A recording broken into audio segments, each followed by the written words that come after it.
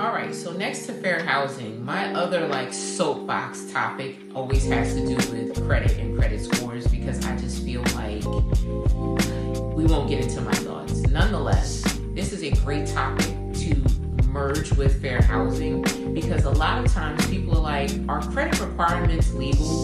The answer is yes. However, how that information is used could be a fair housing violation if that part is not legal. So let me kind of explain it a little bit more, but first let me introduce myself. My name is Kim McBride, also known as Keys with Kim. I'm a licensed associate broker as well as a broker in real estate in Maryland, DC, Virginia, Pennsylvania, and the Dominican Republic. Let's talk about it. All right, so landlords and lenders are able to use credit scores as part of their vetting process, also known as a screening process. The key question always becomes this: is the policy that's being used fairly and consistently? So, is whatever the rule is being applied to everybody? This is where folks start getting into trouble with fair housing and discrimination. Let's talk about what a neutral policy is, and it sounds exactly like the name.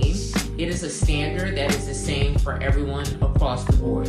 So an example would be if you're only allowing someone to purchase a house or rent a property and their score must be 650 or higher, that is a standard across the board. Anyone looking to rent or buy has to be at 650. And there cannot be any exceptions based on characteristics, so how somebody looks or how they appear. So here is where credit policies start becoming problematic and getting people in trouble.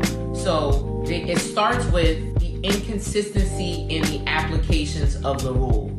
So two people apply, and let's just say we use my previous example, we must have a 650 credit score, and then both applicants have a 650 credit score and one is denied. Then there's something known as selective exceptions.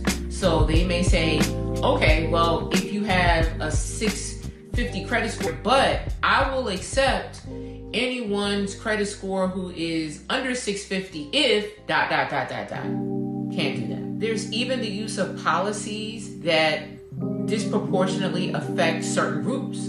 So even saying you must have a credit score of 800 or higher to live here, knowing full well the majority of the country or a certain subset or group of people would not be able to qualify. There's also ignoring alternative credit history. So we know that traditionally folks may have a credit score because they have opened up lines of credit and things like that. But there may be folks that have non-traditional lines of credit where they're having their rental payments or utility payments or their phone bill or phone payments being reflected on their credit to build that up. And so you cannot deny a person just because they don't have what's quote a traditional line of credit. There's also the thought of just denying people and using credit as the vehicle for discrimination, even though it's not their credit per se that's the issue.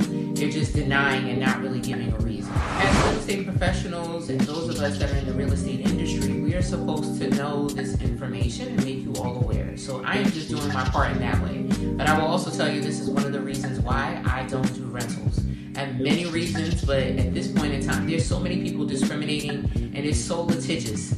You know, it just ends up people being sued and I just don't want any parts of it. So I just stick with residential and sometimes commercial real estate. Nonetheless, you're that much smarter today. I want you to come back though. I would love to see you again. So be sure to follow me so you'll see when my next videos pop up. Share this, like this, leave a comment, ask a question, come back for more. Make it a great day on purpose. Don't forget to smile and then do what? Get keys with Kim. I'll talk to you later. Deuces.